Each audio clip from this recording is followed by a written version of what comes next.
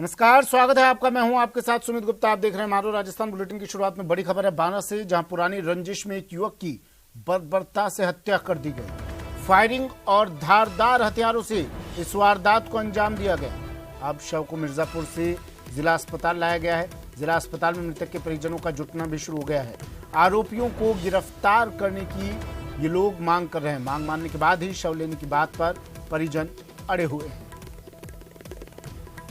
विपिन तिवारी मेरे सहयोगी बांदा से फोन लाइन पर जुड़ गए हैं। विपिन, अपडेट क्या है इस पूरे मामले पर अब, और वहां क्या स्थिति बनी हुई है? देखिए, जो अब तक जो है मिर्जापुर का अस्पताल जहाँ रात भर शव रखा हुआ था वो छावनी के रूप में तब्दील हुआ था, और यही हालत अब बारा जिला अस्पताल की है, क्योंकि परिजनों ने शव लेने से साफ इनकार कर दिया है। जो आरोपी है इस हमले में, जिन्होंने इसकी युवक की हत्या की, उसको गिरफ्तारी की मांग जब तक वो गिरफ्तार नहीं होते जब तक वो शव लेने से इनकार किया। इसीलिए जो है शव को आज सुबह जो है मिर्जापुर अस्पताल से बारा जिला अस्पताल मोर्चरी में रखवाया गया है, डीप फ्रीजर के भीतर।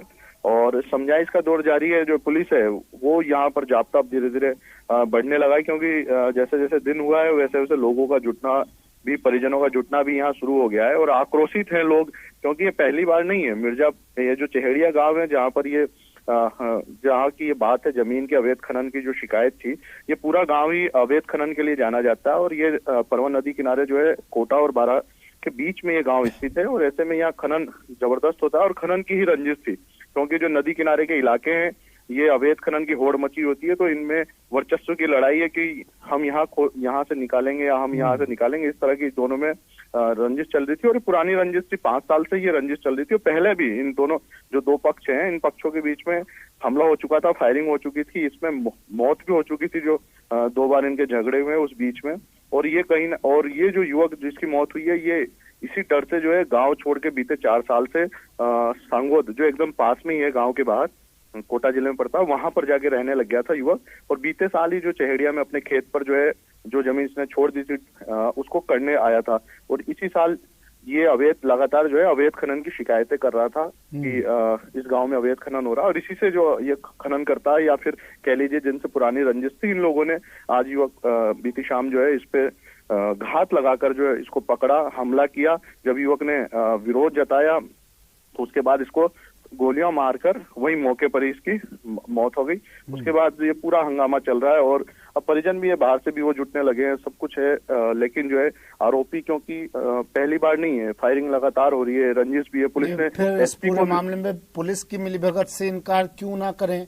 विपिन, लगातार अवैध खनन हो रहा है, आप कह रहे हैं ये इलाका तो जाना ही अवैध खनन के नाम से, सुप्रीम कोर्ट की रोक है अवैध खनन पर, पुलिस नहीं रोक पा रही है अवैध खनन को। आप कह रहे हैं पहले भी अवैध खनन को लेकर कत्ल हो चुके हैं, मर्डर हो चुके हैं, हत्या हो चुकी है, बावजूद इसके पुलिस इस वारदात को नहीं रोक पाई। ये युवक पुलिस के पास गया था शिकायत लेकर, फिर भी पुलिस इस वारदात को होने से नहीं रोक पाई। अपराधी पुलिस की गिरफ्त से बाहर हैं, पुलिस की मिलीभगत से इनकार क्यों ना किया जाए फिर? से, क्योंकि यहाँ पर अवैध हथियार जो जितने भी अब तक वारदात हुई है, एक में भी अवैध हथियार नहीं मिला है। अवैध हथियारों का यहाँ जखीरा पहले भी जो है यहाँ लोग कहते हैं कि अवैध हथियारों का यहाँ जखीरा है, क्योंकि यहाँ के कई लोग जो है राज्य के अन्य राज्यों में, देश के अन्य राज्यों में रहते हैं, वहां से हथियार यहाँ आते हैं। और अवैध खनन कह लीजिए कि पुलिस भी डर में है, क्योंकि आज तक इस चहेड़िया गांव में पुलिस ने कभी दबिश नहीं दी, या खनन विभाग ने कभी दबिश नहीं दी, यहाँ के लोगों को जो है तलाशी नहीं लेगी, क्योंकि अवैध हथियार लगातार वारदातें हो रही है और उनमें अवैध हथियारों का प्रयोग हो रहा है। बावजूद उसके पुलिस ने यहाँ कोई अभियान चलाया या सघन चेकिंग अभियान चला के, अच्छा, मतलब इस इलाके में आमजन और पुलिस में तो भय है, और अपराधियों में बिल्कुल बुलंद हौसले हैं अपराधियों के। कह सकते हैं ये कोई अतिशोक्ति वाली बात नहीं होगी कि अगर इस तरह कहा जाए कि जो है अपराधियों में उनके हौसले बुलंद है और पुलिस जो आमजन में यहाँ भय है। और ये लगातार, कोई हम नहीं कह रहे, आंकड़े कह रहे हैं लगातार, क्योंकि जिस तरह की घटनाएं हुई है 4 साल पहले ले लीजिए, या 5 साल पहले, या कल ले लीजिए, इतना अचानक से लेना, हथियारों से हमला करना, गोलियों से भून देना, यदा कदा ऐसी तस्वीरें दिखाई देती हैं। कुछ ही जगहों पर ऐसी खबर आती है जहाँ पुलिस खुद खौफ के साए में जी रही है, अपराधियों के सामने बौनी साबित हो रही है, पुलिस अपराधियों को पकड़ने में नाकाम साबित हो रही है। लगातार यहाँ पर कत्ल हो रहे हैं, मर्डर हो रहे हैं, लेकिन पुलिस अब तक इन्हें रोक नहीं पाई है। अवैध खनन लगातार जारी है, अवैध खनन के नाम से ही ये इलाका जाना जाता है, बावजूद इसके पुलिस कोई कार्रवाई नहीं कर रही। और एक और बड़ी खबर है जयपुर से, जहां विद्याधर नगर में सरोज हत्याकांड मामले में बड़ा अपडेट है। 3 दिन के पुलिस रिमांड पर भेजा गया है हत्यारे अनुज को। कोर्ट ने 20 दिसंबर तक इसे रिमांड पर भेज दिया है। विद्याधर नगर पुलिस अब इससे पूछताछ कर रही है। शव के 2 हिस्से बरामदगी की भी कोशिश की जा रही है। अनुज ने 11 दिसंबर को अपनी ताई सरोज की हत्या कर दी थी। शव के 10 टुकड़े कर सूटकेस और बाल्टी में भरे और कार में रखकर उन्हें दिल्ली रोड पर जंगल में फेंक दिया था। अब तक शव के टुकड़ों के 8 हिस्से बरामद कर लिए गए।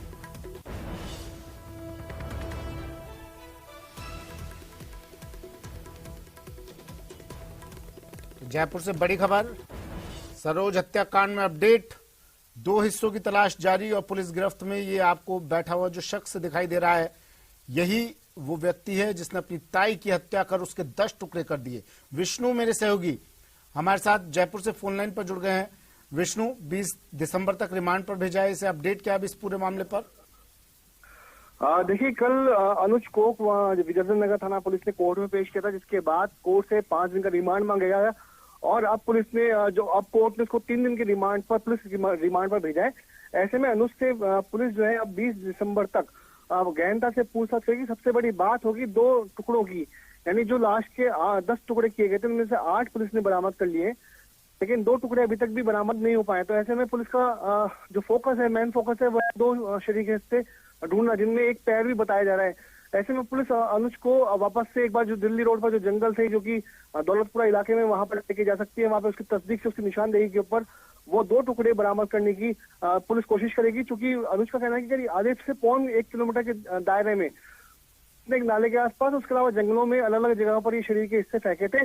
तो 2 हिस्से जो है वो बरामद नहीं हो पाए। और इसके अलावा साथ में ये बात एक बार वापस आएगी कि जो लड़का अध्यात्म में इतना रुचि रखता था, उसको ध्यान रहता था, आखिरकार ऐसा क्या हुआ कि वो इतने नृशंस हत्याकांड से जुड़ गया और उसने बेरहमी से अपनी ताई का कत्ल करके और टुकड़े टुकड़े कर दिए।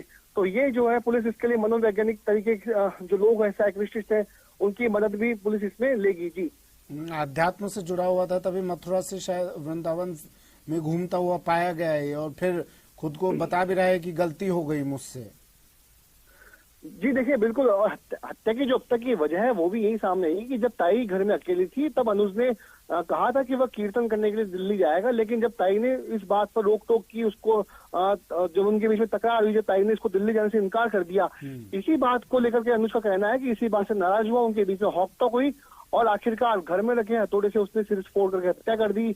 और उसके बाद में गुमशुदगी की रिपोर्ट दर्ज कराई और खुद कीर्तन करने के बहाने यहाँ से हरिद्वार चले गया। हरिद्वार से वो गाजियाबाद आता है, दिल्ली आता है और दिल्ली के बाद में जब 16 दिसंबर को अनुज जयपुर वापस से पहुंचा, तब तक पुलिस जो थी उसके तलाश में जुटी हुई थी और आखिरकार जैसे ही जयपुर आने की उसकी भनक लगी, विद्याधर नगर पुलिस ने अनुज को हिरासत में ले लिया।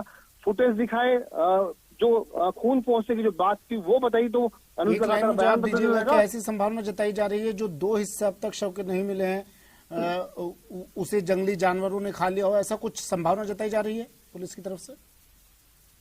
पुलिस ने भी ऐसी संभावना नहीं जताई है। पुलिस का कहना है कि एक बार वापस से हम जाएंगे, क्योंकि घना जंगल है, जगह काफी लंबी है, काफी लंबा इलाका है, ऐसे में जाकर के वापस एक बार शुक्रिया विष्णु, तमाम जानकारी के लिए।